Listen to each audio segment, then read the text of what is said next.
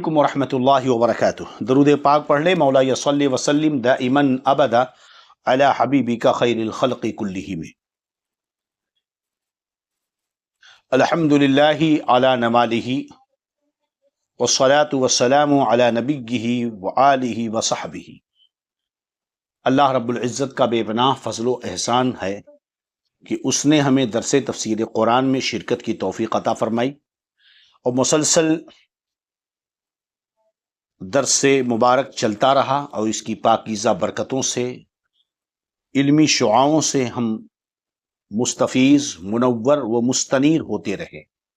اللہ رب العزت ہمارے قلوب و اذہان کو، ہماری آل و اولاد کو، ہمارے وجود کو، ہمارے اہل خانہ کو، سب کو نور قرآن سے منور و مجلہ فرمایا۔ الحمدللہ، پیارے آقا صلی اللہ علیہ وسلم کے صدقے میں، غوث پاک کے وسیلے سے، سیدی اعلیٰ حضرت رضی اللہ تعالیٰ عنہ کے فیضان و کرم سے اب تک 3 پارے سورۃ البقر کے جو تیسرے پارے میں یہ مکمل ہو چکے۔ اب آج ہم جو ہے سورہ آل عمران کی ابتدا کر رہے ہیں۔ اعوذ باللہ من الشیطان الرجیم، بسم اللہ الرحمن الرحیم۔ اللہ کے نام سے شروع جو نہایت مہربان رحم والا۔ الف لام میم، یہ ہے سورہ آل عمران، مدینہ طیبہ میں نازل ہوئی۔ اس میں 200 آیتیں، 3480 کلمے، 14520 حروف ہیں۔ سبحان اللہ۔ اس کی پہلی آیت ہے الف لام میم۔ اس سے پہلے الف لام میم گزر چکا سورۃ البقر میں۔ ان حروف کو حروف مقطعات کہتے ہیں۔ ان کی مراد اللہ ہی بہتر جانتا ہے۔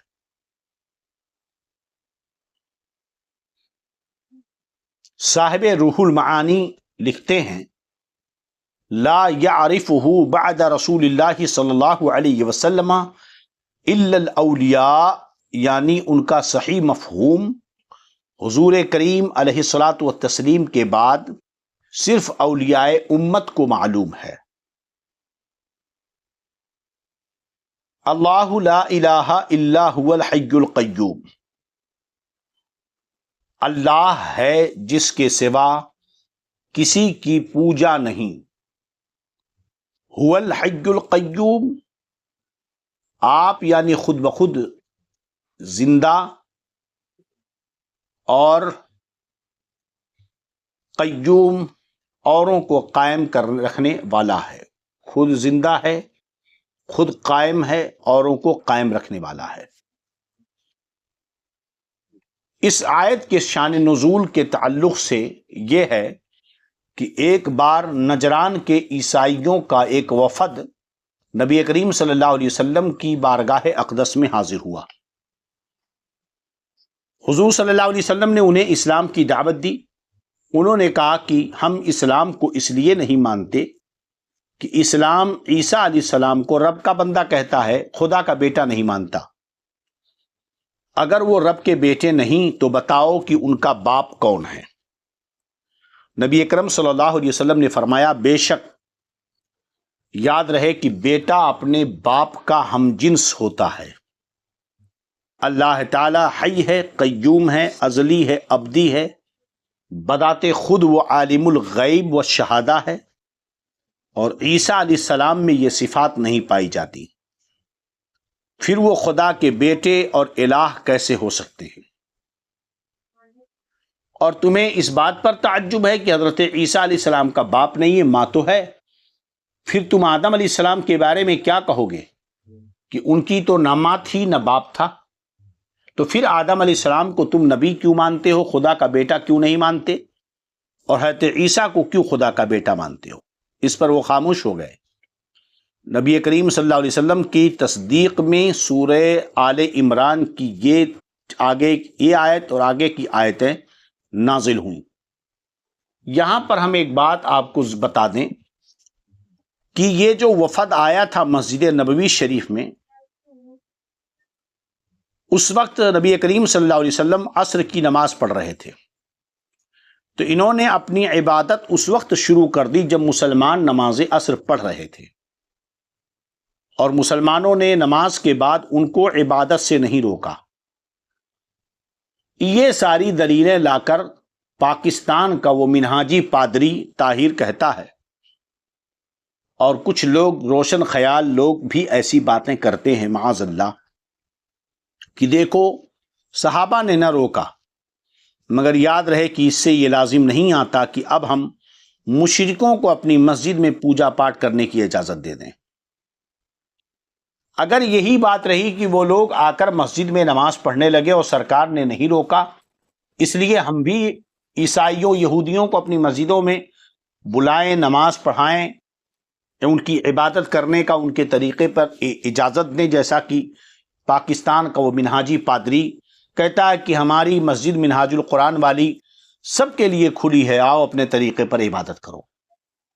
تو اس پادری سے کہیے کہ بخاری شریف کے اندر یہ بھی حدیث پاک ہے کہ کانت الکلاب تقبل و تدبر فی المسجد زمن رسول اللہ صلی اللہ علیہ وسلم، کہ کتے جو ہے مسجد کے اندر اس زمانے میں آتے تھے اور جاتے تھے، یہاں تک یہ بھی ہے کہ وہ پیشاب بھی کر دیتے تھے۔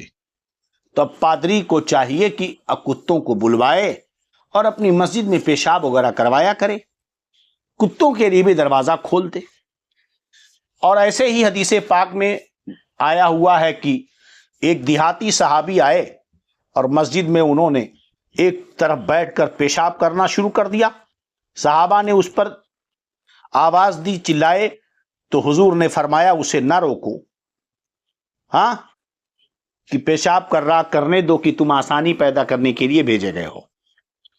ظاہر سی بات ہے کہ وہ مسجد کے آداب نہیں جانتے تھے، اسلام کا ابتدائی دور تھا۔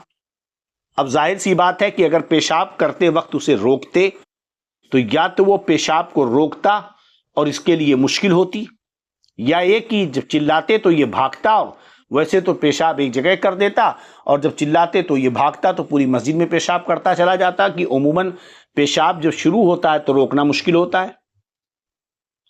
تب طاہر پادری منہاجی کو چاہیے کہ مسجدوں میں باقاعدہ اجازت دے دے پیشاب کرنے کی۔ کیا اس سے مسجدوں میں پیشاب پیخانہ کی اجازت ہو جائے گی؟ تو یہ بہت بڑی جہالت ہے۔ پہلی بات تو یہ ہے کہ وہ مسائل سے نابلد تھے، ابتدائی دور تھا، اور یہ جو لوگ آئے تھے تو انہیں دعوت دینی مقصود تھی، اور یہ کہ انہوں نے شروع کر دیا، تو ظاہر سی بات ہے اس سے یہ ثابت نہیں ہوتا وہ ابتدائی وقت تھا اور اب یہ حکم بالکل نہیں ہے۔ بہت سی چیزیں پہلے رخصت اور آسانی دی گئی مگر بعد میں نہیں۔ اگر ایسے ہی حدیثوں سے استدلال ہونے لگے تب تو مسجد میں کتوں کا آنا جانا چھوڑ دیا جائے، اور کوئی پیشاب کرے مسجد میں تو پیشاب بھی کرنے دینا چاہیے، کیونکہ حدیث پاک سے یہ بھی ثابت ہے۔ اللہ تعالیٰ ان بیوقوفوں کو عقل و سمجھ عطا فرمائے یا کیفر کردار تک فرمائے پہنچائے۔ اس آیت میں چونکہ ان لوگوں نے حضرت عیسیٰ کو خدا کا بیٹا کہا اور یہ کہا کہ ہم اسلام اس لیے نہیں لا رہے ہیں کہ آپ لوگ عیسیٰ کو خدا کا بیٹا نہیں مانتے، تو یہ آیت کریمہ نازل ہوئی اللہ لا الہ، کہ اللہ کے سوا کوئی معبود نہیں ہو سکتا، اس کے سوا کسی کی پوجا نہیں ہو سکتی، وحی ہے، قیوم ہے، اپنے آپ زندہ ہے، خود قائم ہے اور دوسروں کو قائم کر رکھنے والا ہے۔ اور حضرت عیسیٰ علیہ السلام تو خود نہیں ہوئے، بات سمجھ میں آ رہی کہ نہیں؟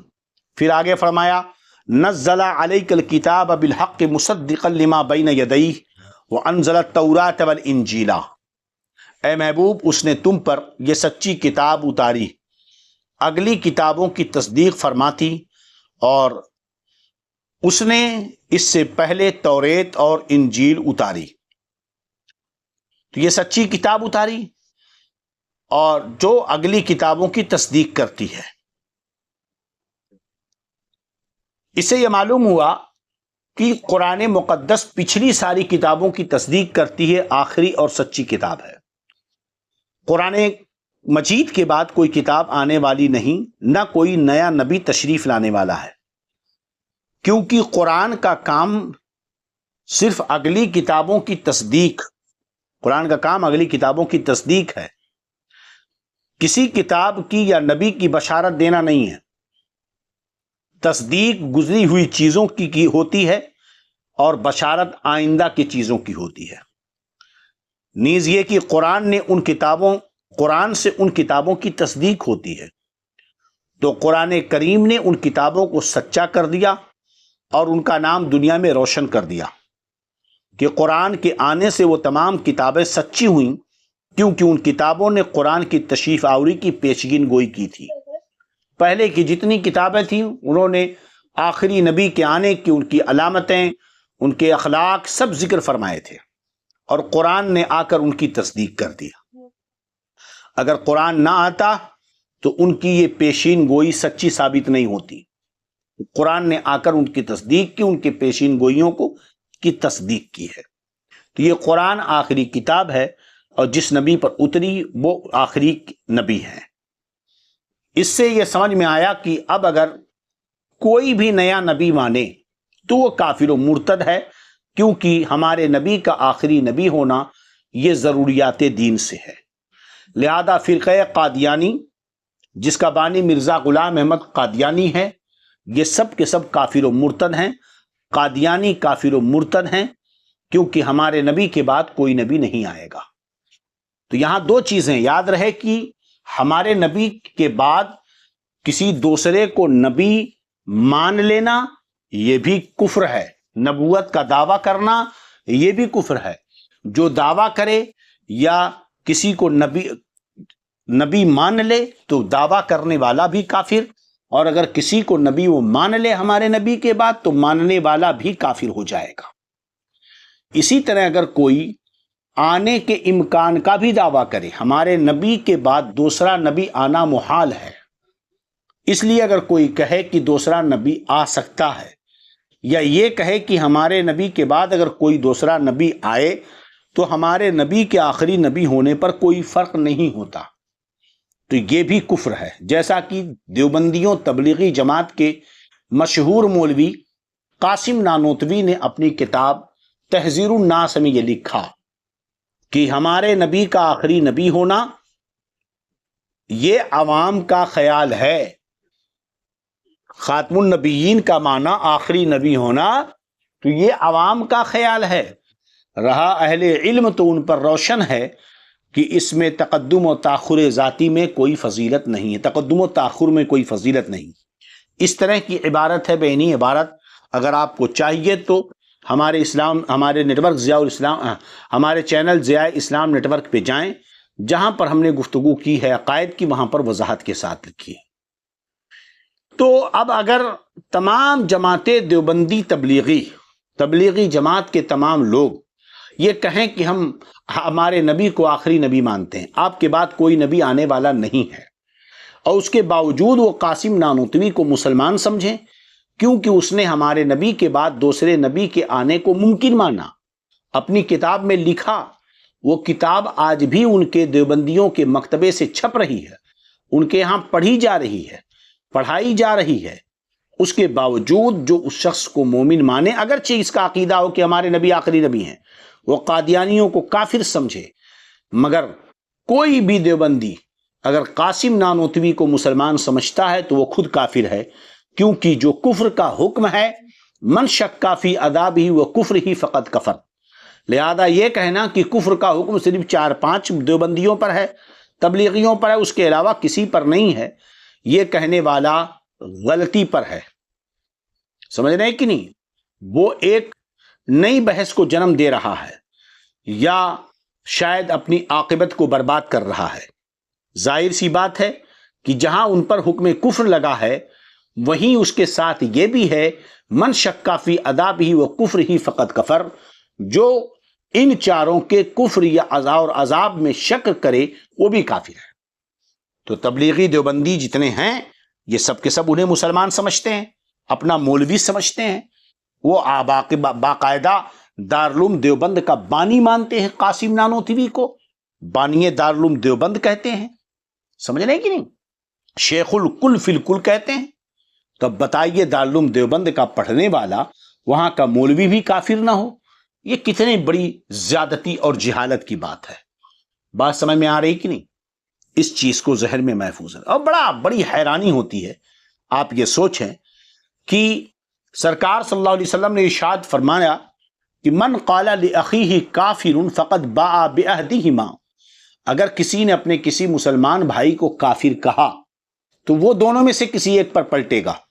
کسی کلمہ گو کو، کلمہ پڑھنے والے کو اگر کسی نے کافر کہا تو یا تو وہ کلمہ پڑھنے والا جس کو اس نے کافر کہا اگر وہ حقیقت میں کافر ہے تب تو ٹھیک، ورنہ جس نے کافر اس کو کہا وہ خود کافر ہو جائے گا۔ یہ مسلم شریف کتاب الایمان کی حدیث پاک ہے۔ اب آپ سوچئے کہ اگر کسی مسلمان کو کافر کہا حالانکہ وہ کافر نہیں ہے تو جس نے کافر کہا وہ خود کافر ہو جائے گا، اور اگر کوئی مسلمان کو مشرک کہہ دے تو کفر سے بڑا گناہ شرک ہے۔ اللہ فرماتا ہے ان اللہ لا یغفر ان یشرک بہ ویغفر ما دون ذلک لمن یشاء، اللہ رب العزت شرک کو معاف نہ کرے گا۔ یہ تو سب سے بڑا گناہ ہے، گناہوں میں سب سے بڑا گناہ شرک ہے۔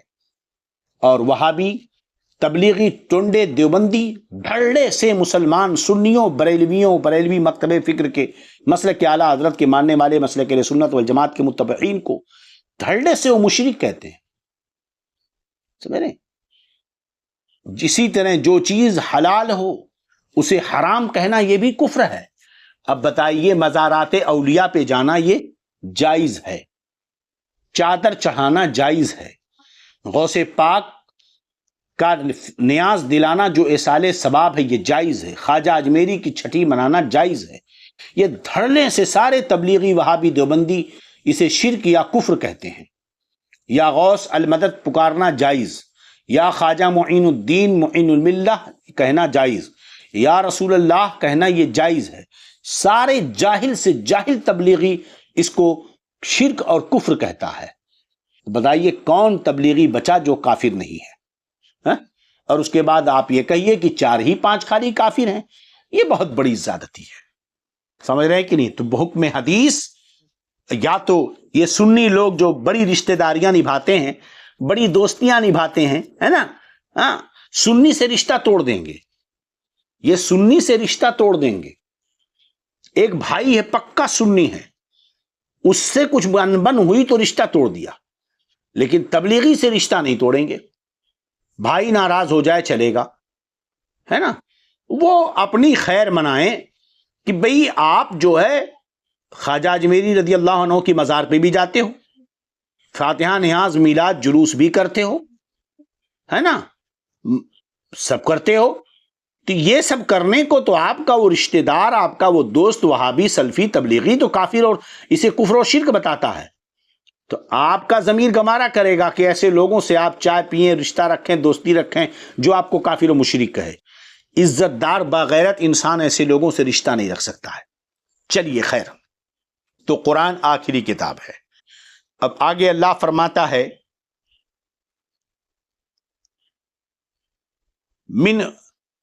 نزل علیک الکتاب بالحق مصدقا لما بین یدیہ وانزل التوراۃ والانجیل، اس نے تم پر اے محبوب یہ سچی کتاب اتاری، اگلی کتابوں کی تصدیق فرماتی، اور اس نے اس سے پہلے توریت اور انجیل اتاری، لوگوں کو راہ دکھاتی اور فیصلہ اتارا، من قبل ھدی للناس، اور اس نے پہلے توریت اور انجیل اتاری لوگوں کو راہ دکھاتی، ہے نا، وانزل الفرقان، اور فیصلہ اتارا، ان الذین کفروا بآیات اللہ، بے شک وہ جو اللہ کی آیتوں سے منکر ہوئے، ہے نا، لہم عذاب شدید واللہ عزیز انتقام، ان کے لیے سخت عذاب ہے اور اللہ غالب بدلہ لینے والا ہے۔ یعنی توریت اور انجیل میں وہ آیات اللہ نے اتاری جو حق و باطل میں فیصلہ کریں، یا یہ کہ آپ پر اے محبوب قرآن اتارا ماہ رمضان شب قدر میں لوح محفوظ سے پہلے آسمان کی طرف، کیونکہ انزال کے معنی ہوتے ایک دم اتارنے کے۔ اللہ رب العزت فرماتا ہے اِنَّا أَنزَلْنَاهُ فِي لَيْلَةِ الْقَدْرِ۔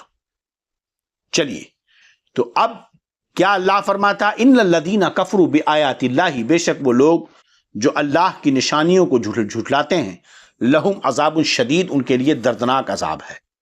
تو ان سے مراد نجران کے عیسائی ہیں جو آئے تھے، جن کا ذکر پہلے ہو چکا بھی ہم نے کیا۔ تو جب انہوں نے حضرت عیسیٰ کے بارے میں بحث کی تب یہ آیتیں اتری۔ تو اس میں یہ ہے کہ ان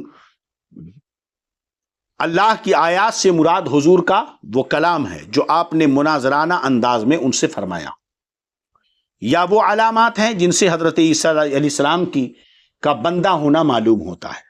تو جو ان آیتوں کو جھٹلائے ان کے لیے دردناک عذاب ہے، اور اللہ عز و جل غالب بدلہ لینے والا ہے۔ ان اللہ لا یخفی علیہ شیء فی الارض ولا فی السماء۔ یہ بھی ایک سوال کیا ہمارے نبی نے کہ اللہ کون ہے، اس پر کوئی چیز تو چھپی نہیں ہے، مگر عیسیٰ علیہ السلام کون ہیں؟ بے اللہ کے بتائے ہر چیز ان کے سامنے تو کھلی نہیں ہے، سمجھ رہے ہیں کہ نہیں؟ تو اللہ پر کچھ چھپا نہیں زمین و آسمان میں، یعنی اللہ وہ جو آسمان و زمین کی ہر چیز کو ہر وقت بغیر کسی کی تعلیم کے، بغیر کسی کے بتائے ہوئے جانے، یہ ایسا وصف ہے، ایسی صفت ہے جو کسی بندے میں نہیں ہے۔ لیکن اس سے یہ لازم نہیں آتا، یاد رہے، کہ اللہ تعالیٰ نے کسی کو علم غیب دیا بھی نہیں۔ اگر کوئی ایسا کہتا تو یہ غلط ہے۔ قرآن کی اس آیت تو پتہ چلتا ہے کہ ان اللہ لا یخفی علیہ شیء فی الارض ولا فی السماء، کہ اللہ رب العزت ہر چیز کو بغیر کسی کے بتائے ہوئے، بغیر کسی کی تعلیم دیے ہوئے ہر چیز کو جانتا ہے۔ اور یہ وصف کہ بغیر کسی کے بتائے، بغیر کسی کی تعلیم کے ہر چیز کو جان لینا، یہ ایسی صفت ہے جو اللہ کے علاوہ کسی بندے میں نہیں ہے۔ لیکن اللہ رب العزت اگر کسی بندے کو سکھا دے تو وہ سب کچھ جان سکتا ہے۔ کیا آپ نے یہ دیکھا نہیں کہ حضرت ابراہیم علیہ السلام کے تعلق سے قرآن پاک میں رب کیا فرماتا ہے؟ وَكَذَلِكَ نُرِيَ إِبْرَاهِيمَ مَلَكُوتَ السَّمَاوَاتِ وَالْأَرْضِ، ایسے ہی ہم ابراہیم کو دکھاتے ہیں زمین و آسمان کی بادشاہت۔ یہ کس سے خطاب ہو رہا ہے؟ نبی کریم صلی اللہ علیہ وسلم سے۔ محبوب کذالک کا برائے تشبیہ ہے، ایسے ہی ہم ابراہیم کو دکھاتے ہیں زمین و آسمان کی بادشاہت۔ کیسے؟ اے محبوب، جیسے تم نے دیکھا ہے زمین و آسمان کی بادشاہت کو، ہم ایسے ہی ابراہیم کو زمین و آسمان کی بادشاہت دکھاتے ہیں۔ اب اوپر کی آیت وہ بھی قرآن کی آیت ہے، یہ بھی قرآن کی آیت ہے۔ تو اسے پتا چلا کہ ہر شے کو، زمین و آسمان کی ہر چیز کو اللہ تعالی جانتا ہے، اس پر زمین و آسمان کی کوئی چیز چھپی نہیں ہے۔ اور اللہ رب العزت اپنے خلیل حضرت ابراہیم کو زمین و آسمان کی بادشاہت دکھاتا ہے، یعنی اپنی عطا سے ابراہیم پر بھی اس نے کوئی چیز پوشیدہ نہیں رکھی ہے۔ حضور صلی اللہ علیہ وسلم فرماتے ہیں تجلی کل شیء وعرفت، کہ رب تبارک و تعالی نے میرے لیے ہر شے روشن کر دی اور میں نے اسے پہچان لیا۔ اسی لیے رب نے ہر چیز لوح محفوظ میں لکھ دی تاکہ اس کے ذریعہ ان خاص بندوں کو علم عطا فرمائے جائیں جن کی نظر لوح محفوظ پر ہے۔ آپ خود دیکھیں، رب تعالی حی اور وہ سمیع ہے، بصیر ہے۔ رب تعالی حی ہے مطلب زندہ ہے، سمیع ہے یعنی سننے والا، بصیر یعنی دیکھنے والا ہے۔ جتنے لوگ درس میں شامل ہیں، یہ بتاؤ کیا آپ زندہ نہیں ہو؟ کیا آپ سننے والے سمیع نہیں ہو؟ اگر نہیں ہو تو میری بات سن کیسے رہے ہو؟ بصیر نہیں ہو؟ اگر نہیں ہو تو قرآن کی آیتوں کو کیسے دیکھ رہے ہو؟ تو اللہ تعالی حی ہے، سمیع ہے، بصیر ہے، اور ہم بھی حی ہیں، سمیع ہیں، بصیر ہیں۔ مطلب کیا ہوا کہ اللہ رب العزت حی ہے یعنی اپنے آپ سے حی ہے، سمیع ہے یعنی خود سے سمیع ہے، کسی نے اس کو سمیع نہیں بنایا۔ وہ حی ہے، کسی نے اسے حیات دی نہیں۔ وہ بصیر ہے، کسی نے اسے بصیر نہیں بنایا۔ سمجھ رہے ہیں کہ نہیں؟ ہاں، البتہ ہم حی ہیں یہ رب کی عطا سے، ہم سمیع ہیں، رب نے ہمیں سمیع بنایا، بصیر ہیں، رب نے ہمیں بصیر بنایا۔ فالحمدللہ علی ذالک۔ چلیے اب آگے کی آیت ہے، هو الذی یصورکم فی الارحام کیف یشاء لا الہ الا هو العزیز الحکیم۔ وہی ہے کہ تمہاری تصویر بناتا ہے ماؤں کے پیٹ میں جیسی چاہے، اس کے سوا کسی کی عبادت نہیں، عزت والا حکمت والا ہے۔ وہی ہے جو تمہاری تصویریں بناتا ہے ماؤں کے پیٹ میں، لہذا بچے کا کالا ہونا، مرد عورت، گورا کالا، خوبصورت بدشک، یہ سب اللہ بناتا ہے۔ تو اگر بچہ کالا پیدا ہو جائے تو بیوی پر اپنی بہادری مت نکالو، سمجھے کہ نہیں؟ ہاں، بیٹی پیدا ہو جائے تو بیوی کے سامنے مرد مت بنو اور جہالت مت دکھاؤ، سمجھے کہ نہیں؟ ہاں، تمہارے پیٹ میں، تمہاری پیٹھ میں جو ہے وہی تمہارے بیوی کے پیٹ سے پیدا ہوگا، سمجھ رہے ہیں کہ نہیں؟ لہذا لڑکی پیدا ہو کہ لڑکا پیدا ہو، اس میں کوئی دخل عورت کا نہیں ہوتا۔ لڑکی پیدا ہوئی تو یہ تمہاری وجہ سے، لڑکا پیدا ہوا تو تمہاری وجہ سے، گورا پیدا ہوا، کالا پیدا ہوا، یہ سب کچھ اللہ کی عطا سے ہوتا ہے، سمجھ رہے ہیں کہ نہیں؟ ہاں، کہ اللہ نے تمہیں تمہارے باپوں کے پیٹھ میں رکھا ہے، تمہارے باپوں کی پیٹھ میں رکھا ہے، سمجھ رہے ہیں کہ نہیں؟ تو باپ کے پیٹھ میں اگر بیٹی ہے تو ماں کے پیٹ سے بیٹی ہی پیدا ہوگی نا۔ کچھ لوگ تو بیٹی پیدا ہو جاتی ہے تو ایسا لگتا کہ پہاڑ اتر آیا ہے ان کے اوپر۔ چلیے، بخاری شریف، مسلم شریف کی حدیث پاک میں ہے، نبی کریم صلی اللہ علیہ وسلم نے فرمایا، تمہارا مادہ پیدائش ماں کے پیٹ میں 40 روز جمع ہوتا ہے، پھر اتنے ہی دن علقہ یعنی سوکھا خون کی شکل میں ہوتا ہے، پھر 40 دن گوشت کے ٹکڑے کی صورت میں رہتا ہے۔ اب اللہ تعالیٰ نے 120 دن ہو گئے، اب اللہ تعالیٰ ایک فرشتہ بھیجتا ہے جو اس کا رزق، اس کی عمر، اس کے عمل اور اس کا انجام لکھتا ہے، یعنی نیک بخت ہے یا بدبخت ہے۔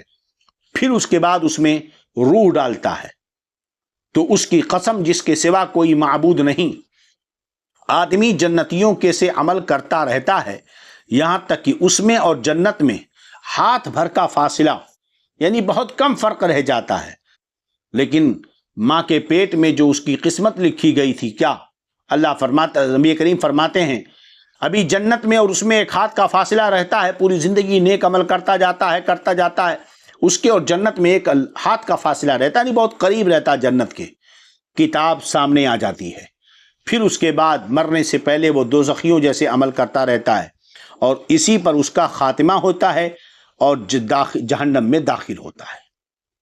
اور کوئی ایسا ہوتا ہے کہ دوزخیوں کے سے عمل کرتا رہتا ہے یہاں تک کہ اس میں اور دوزخ میں ایک ہاتھ کا فرق رہ جاتا ہے، پھر اس کا نوشتہ تقدیر سامنے آ جاتی ہے اور اس کے زندگی کا نقشہ بدل جاتا ہے، اور اس کے بعد جو اب تک جہنمیوں جیسا عمل کر رہا تھا جنتیوں کے سے عمل کرنے لگتا ہے اور اسی پر اس کا خاتمہ ہوتا ہے، جنت میں وہ داخل ہو جاتا ہے۔ انما الاعتبار بالخواتیم، اعتبار خاتمے کا ہوتا ہے کہ انسان کی موت کس پر ہوئی۔ اس لیے بہت زیادہ عمل کرنے پر فخر و غرور اور گھمنڈ نہ کرو، اور کسی کو بدکار اور برا جان کر اپنے اندر ایک نخوت اور تکبر نہ پیدا کرو، سمجھ رہے ہیں کہ نہیں؟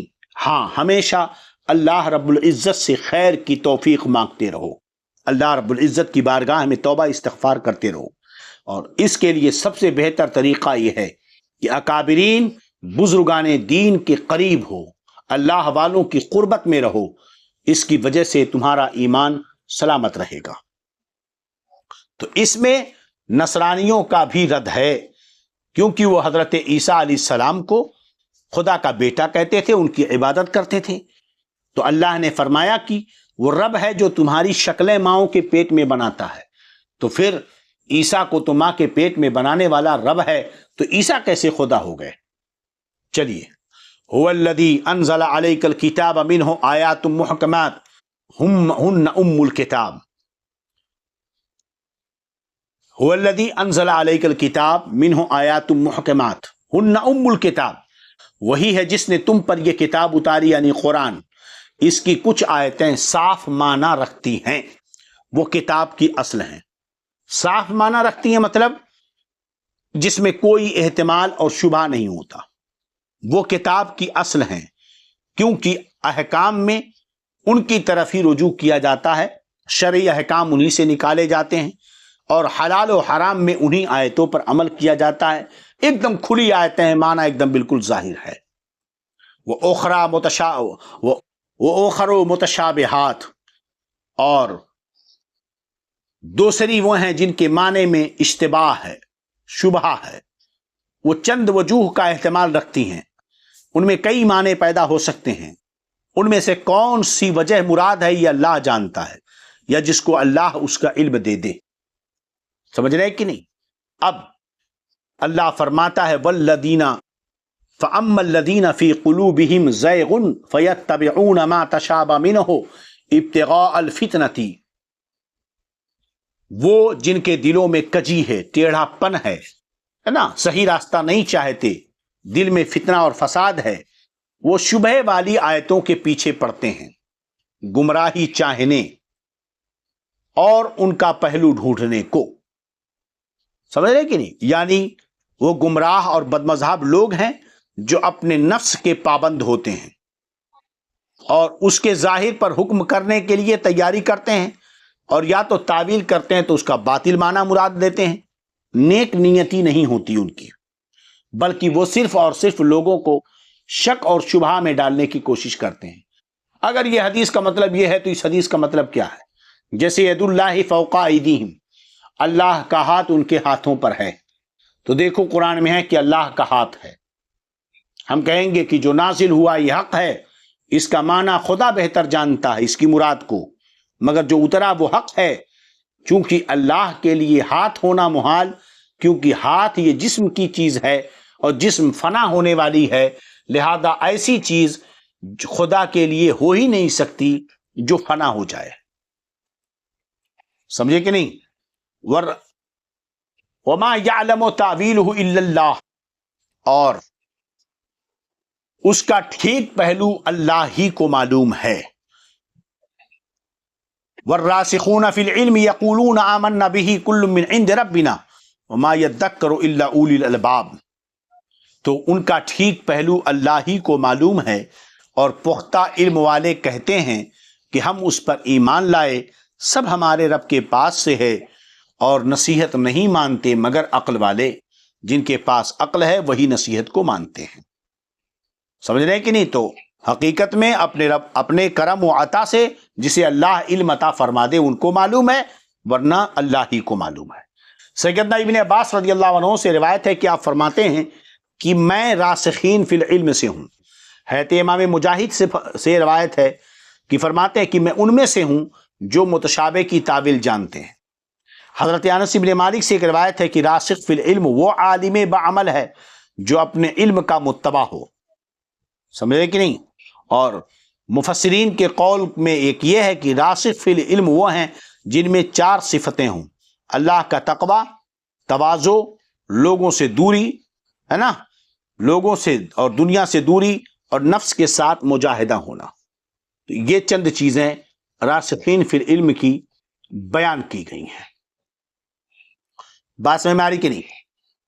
اب یہاں دو باتیں ہیں۔ ایک ہے کہ کچھ آیتیں وہ ہیں آیات محکمات ہن ام الکتاب، ہے نا، کہ جو ہم نے اے محبوب تم پر کتاب اتارا اس میں کچھ آیتیں محکم ہیں اور وہی کتاب کی اصل ہیں۔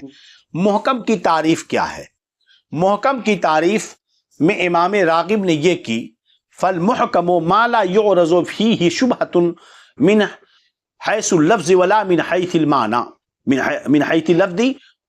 حیث اللفظ ولا من حیث المعنی۔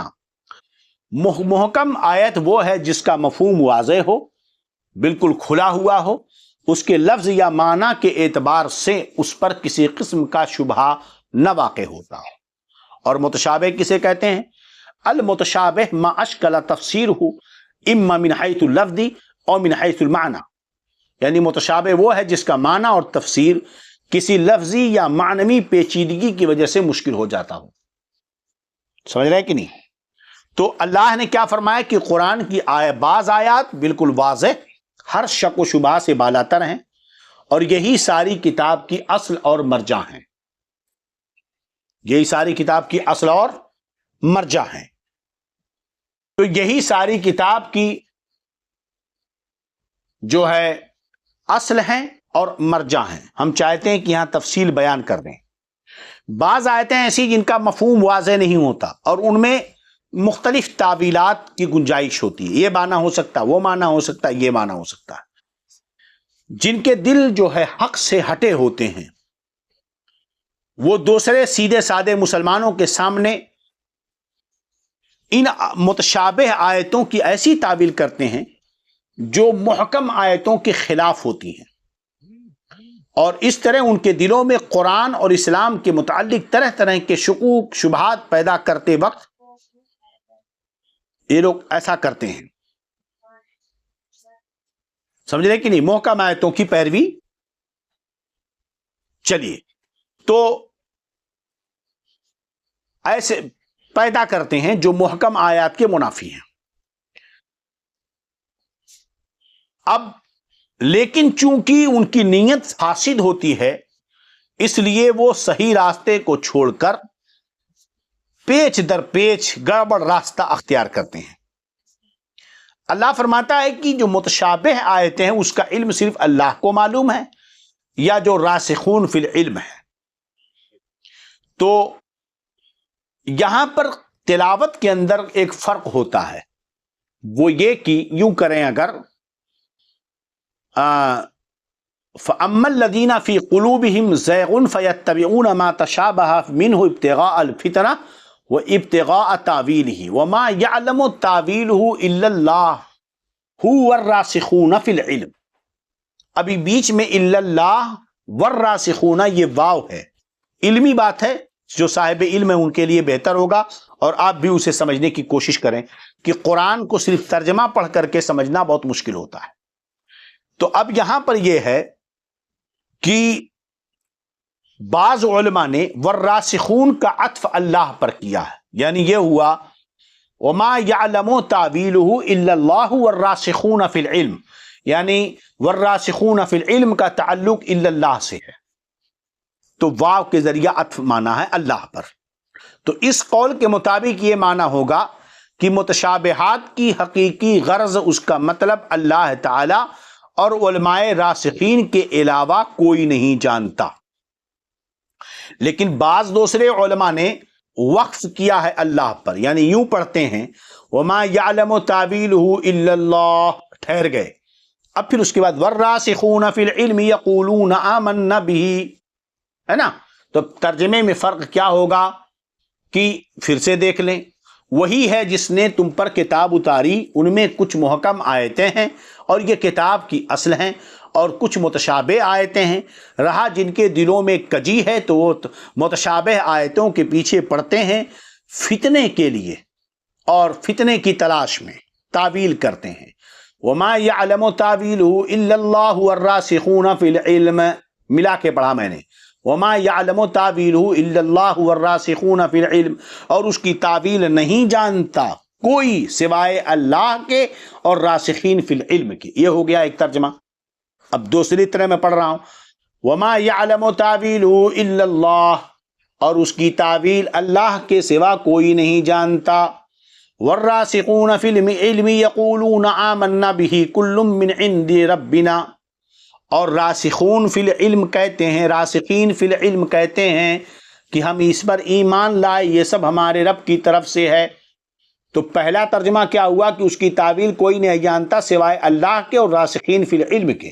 تو اس اعتبار سے یہ ہوا کہ متشابہ کا علم اللہ کو بھی ہے اور اس کی عطا سے راسخین فی العلم کو ہے۔ اور دوسری صورت کیا ہوئی کہ اس کی تعویل اللہ کے علاوہ کوئی نہیں جانتا اور راسخین فی العلم کہتے ہیں کہ یہ سب اللہ کی طرف سے ہے اور حق ہے۔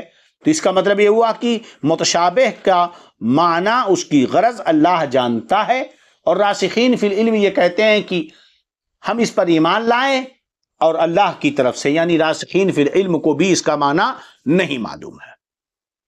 تو یہ راسخین فی العلم وراسخون فی العلم کو یہ مستقل جملہ قرار دیتے ہیں، سمجھ رہے ہیں کہ نہیں؟ تو ان کے قول کے مطابق معنی یہ ہوا کہ متشابہات کا علم صرف اللہ تعالیٰ کو ہے، علماء راسخین نہ جاننے کے باوجود ان آیات کی حقانیت اور منزل من اللہ ہونے پر ایمان رکھتے ہیں۔ اب یہاں پر ایک اعتراض ہوتا ہے کیا قرآن کریم میں ایسی آیات بھی ہیں جس کا مطلب اور مفہوم کسی کو معلوم نہیں؟ اگر ایسا ہے تو پھر ان آیتوں کے نازل کرنے کا فائدہ کیا ہے جب ان کو کوئی سمجھ نہیں سکتا اور ان سے ہدایت حاصل نہیں کی جا سکتی؟ تو گویا کہ ان آیتوں کا اتارنا لغو اور بیکار ہے، اور اللہ رب العزت لغو اور بیکار کام سے پاک ہے۔ بھئی جو شخص عربی نہ جانتا اور میں آپ سے عربی میں بات کروں تو یہ بیوقوفی ہے نا؟ تو جب ایسا ہے تو پھر ان تو کیا فائدہ جن کا مفہوم کسی کو نہیں معلوم؟ سمجھ میں آ رہی ہے؟ جب ان کو کوئی سمجھ ہی نہیں سکتا۔ مفسرین نے اس شبہے کا یہ جواب دیا کہ جو علماء الا اللہ پر وقف کرتے ہیں وہ متشابہات کا عام معنی مراد نہیں لیتے، بلکہ ان کے نزدیک متشابہات سے مراد وہ امور ہیں مستطارہ اللہ تعالی بعلمہ کقیام الساعۃ والحروف المقطعۃ فی اوائل السور، جن کا علم اللہ تعالیٰ نے اپنے لیے خاص کیا ہو، جیسے قیامت کا وقت، سورتوں سے پہلے حروف مقطعات وغیرہ۔ اب یہاں یہ چیز کھٹکتی ہے، ایک ٹینشن، اعتراض ہوتا ہے، کیا ان امور کا علم اللہ نے کسی کو بھی نہیں دیا؟ تو اس کا صاف جواب دیکھیے، سید محمد آلوسی بغدادی صاحب تفسیر آلوسی فرماتے ہیں لعل القائل بکون المتشابہ مستطارہ اللہ بعلمہ لا يمنع تعلیمہ للنبی بواسطۃ الوحی مثلا والالقائہ فی رع الولی الکامل مفصلا لیکن لا يصل الى درجۃ الاحاطہ کعلم اللہ تعالی ومن هذا وذاك مما لا يكاد يقول به من يعرف رتبة النبي صلى الله عليه وسلم ورتبة أولياء أمته الكاملين وإنما المنع من الإحاطة ومن معرفته على سبيل النظر والفکر۔ صاحب روح المعانی فرماتے ہیں کہ جن علماء کے نزدیک متشابہات سے مراد وہ امور ہیں جن کا علم اللہ تعالی نے اپنے لیے خاص فرمایا ہے، وہ علماء بھی اس بات کا انکار نہیں کرتے کہ اللہ تعالیٰ نے ان چیزوں کا علم بذریعہ وحی اپنے رسول کو دیا ہے، اس سے انکار کوئی نہیں کرتا۔ اولیاء کاملین کے قلوب میں القا فرمایا، سب یہ مانتے ہیں، کیونکہ جو شخص رسول اللہ صلی اللہ علیہ وسلم کے مقام رفیع کو اور حضور صلی اللہ علیہ وسلم کی امت کے اولیاء کاملین کے مرتبے کو پہچانتا ہے وہ ہرگز اس کا انکار نہیں کر سکتا۔ جو منع کرتے ہیں کہ متشابہ کا علم نہیں ہے، وہ اس کا مطلب یہ ہے کہ محیط کے علم کی نفی کر رہے ہیں کہ وہ گھیرے نہیں ہیں، اس علم کی جو انسان اپنی عقل و فکر سے حاصل کرتا ہے، نہ کہ اس علم کی جو اللہ نے اپنے نبی کو بذریعہ وحی یا کسی ولی کو بذریعہ الہام عطا فرمایا۔ تو یہ مختصر سی وضاحت آیات متشابہات کی ہے جسے آپ نے سماعت کر لی۔ اب چونکہ آیات قرآنیہ میں جو ہے گمراہ فرقے پڑھتے ہیں اور لوگوں کو دھوکہ دیتے ہیں، اس لیے رب نے ہمیں دعا سکھائی، ربنا لا تزغ قلوبنا بعد اذ ہدیتنا وہب لنا من لدنک رحمہ انک انت الوہاب۔ اے رب ہمارے دل ٹیڑھے نہ کر بعد اس کے کہ تو نے ہمیں ہدایت دی اور ہمیں اپنے پاس سے رحمت عطا کر، بے شک تو ہی بڑا دینے والا ہے۔ بے شک تو اس طرح ہم ہدایت کا راستہ چھوڑ کر گمراہی کا کہیں راستہ نہ اختیار کر لیں۔ اے اللہ ہمارے دل ٹیڑھے نہ کر۔ جیسے ہدایت کا ملنا اللہ کی رحمت ہے، ایسے ہی ہمارا ہدایت پر رہنا بھی اس کی بڑی رحمت ہے۔ سمجھ رہے کہ نہیں؟ تو مسلک اعلیٰ حضرت پر چلنے والے اور تاج الشریعہ کرنے والے بہت ملے، بہت دکھے، لیکن اس کے بعد ذرا سی شہرت کیا ملی، ذرا سی فینس فالوئنگ کا بڑھی، انہوں نے اپنے رنگ کدھر بدلے، سمجھ جاؤ۔ تو اس سے معلوم ہوا کہ بڑے سے بڑا مومن بھی اپنے خاتمے سے خوف کرتا ہے۔ دل رب کے قبضے قدرت میں ہے، جن سے جنت کا وعدہ ہو چکا۔ تو یہ آیت کا پڑھنا ہمیں تعلیم دینے کے لیے کہ ہم بھی اس آیت کو پڑھیں، پڑھ لیں سب کے سب ایک ایک بار، ربنا لا تزغ قلوبنا بعد اذ ہدیتنا وہب لنا من لدنک رحمہ انک انت الوہاب۔ اب آگے آیت، ربنا انک جامع الناس لیوم لا ریب فیہ ان اللہ لا یخلف المیعاد۔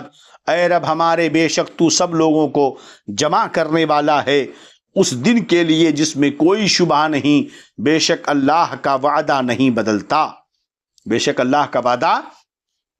اس طرح کی قیامت کے دن سارے اولین و آخرین ایک وقت میں ایک جگہ جمع ہوں گے، ان کی زبانیں بھی ایک ہوں گی، سب سے عربی زبان میں حساب و کتاب ہوگا، اگرچہ تمام مخلوقات بھی اس جگہ جمع ہو جائیں، لیکن چونکہ انسان کا جمع فرمانا یہی اصل مقصود تھا، اس لیے خصوصیت سے یا انسانوں کا ذکر فرمایا۔ سمجھ رہے کہ نہیں؟ اللہ فرماتا انک لا تخلف المیعاد، بے شک تو ہے بڑا دینے، بے شک اللہ کا وعدہ نہیں بدلتا، اللہ کا وعدہ نہیں بدلتا۔ معلوم ہوا کہ وعدہ خلافی یعنی جھوٹ بولنا یہ الہ برحق ہونے کے خلاف ہے، ایک عیب ہے، خدا ہونے کے خلاف ہے۔ تو جو لوگ اللہ کا جھوٹ ممکن مانتے ہیں تو گویا کہ اللہ کی ذات کریم سے الوہیت کا سلب ممکن مانتے ہیں۔ کیا رشید احمد گنگوہی اور خلیل احمد امبیٹوی وغیرہ نے براہین قاطعہ میں نہ لکھا؟ کیا ان لوگوں نے خود نہیں لکھا کہ خدا کا جھوٹ بولنا ممکن ہے؟ اگر جھوٹ پر اسے قادر نہ مانو تو پھر ایک چیز پر اس کی قدرت کم ہو جائے گی، اور جو ہے ہم بندے ہو کر جھوٹ پر قادر ہیں اور اللہ جھوٹ پر قادر نہ ہو۔ ہم یہ مانتے ہیں کہ خدا جھوٹ بولنے پر قادر ہے مگر بولتا نہیں۔ ارے بدتمیزوں، تمہارا خدا ہوگا تو ہم یہ کہیں گے تبلیغیوں تمہارا خدا جھوٹ بولنے پہ قادر ہے مگر وہ جھوٹ بولتا نہیں، سنڈاس میں نہانے کے قابل ہے مگر نہاتا نہیں، چوری کر سکتا ہے مگر کرتا نہیں، زنا کر سکتا ہے مگر کرتا نہیں، شراب پی سکتا ہے مگر پیتا نہیں۔ یہی ہوا نا؟ تب مطلب ایک عیب ثابت کرو تو کتنے عیب ہوں گے۔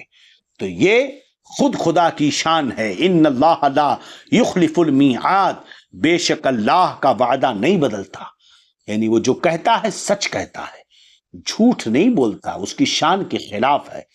تو جس کے اندر جھوٹ کی قدرت ہوگی وہ خدا نہیں ہوگا، جو خدا ہوگا اس کے اندر جھوٹ کی قدرت نہیں ہوگی۔ سمجھے کہ نہیں؟ کیوں؟ اس لیے کہ جھوٹ عیب ہے، اور عیب رب کے لیے محال تحت قدرت نہیں۔ ورنہ تو یہ مانو کہ خدا ایک اور خدا پیدا کر سکتا ہے، خدا خود کو مار سکتا ہے، معاذ اللہ، استغفر اللہ۔